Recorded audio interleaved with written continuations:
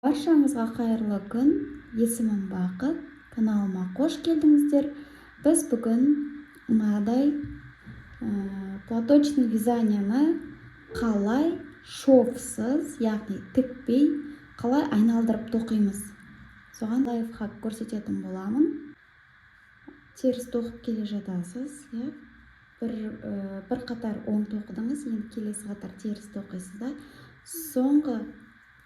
Соңғы қалған бір петляны, яғни оны тоқымай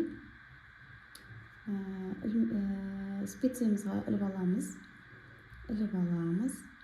Енді мынау алғашқы петля мен соңғы петляның ортасында мынадай ортада жіп бар. Соны спицемізға іліп, және мынау соңғы петлямызды тоқымай, оны да іліп, екеуін бірге теріс тоқимыз.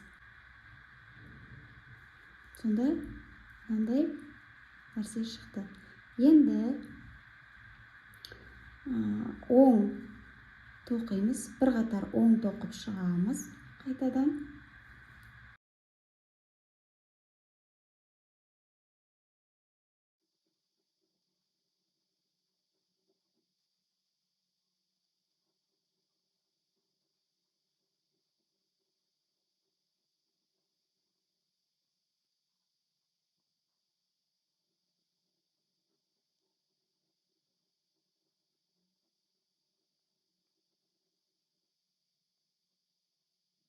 Неге қатарымыздың соңына да келдік. Соңғы петлямызды оң тоқып алдық.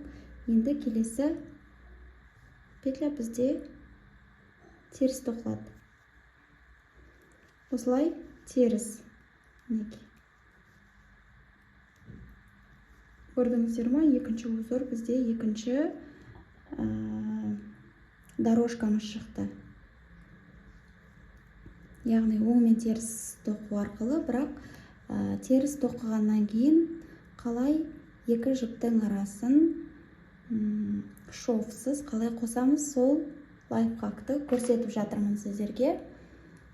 Келесі біз енді қатарымызды осылай теріс тоқып шығамыз.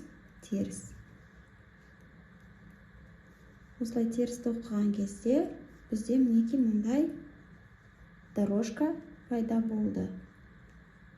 Платочный вязание болды.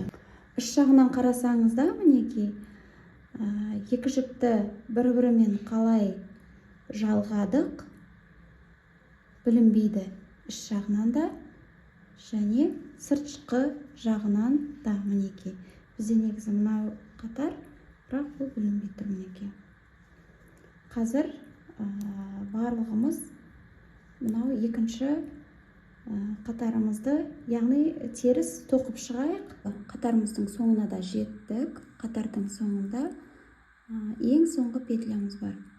Ең соңғы петляны басқалары мінекей теріс тоқылып келді. Ең соңғы петлямызды тоқымай, жұмыс жібін теріс жағына қарай өткізіп аламыз. Өйткені біз теріс тоқып жатырмыз, сондықтан теріс жағында тұра береді. Мынау соңғы петлямызды тоқымай спицемізға іліп аламыз, мінекей өстіп. Одан кейін мынау ең алғашқы петля, алғашқы мен соңғы петля екеуінің ортасында мынадай жіп бар. Осы жіпті спицемізға іліп, одан кейін жаңағы тоқылмаған соңғы петлямызды іліп аламыз. Енді екеуін бірге теріс тоқимыз. Сонда бізде осындай платочный вязанияда круг жасаған кезде екеуінің арасын қосудың тәсілін осылай пайдалансаңыздар болады.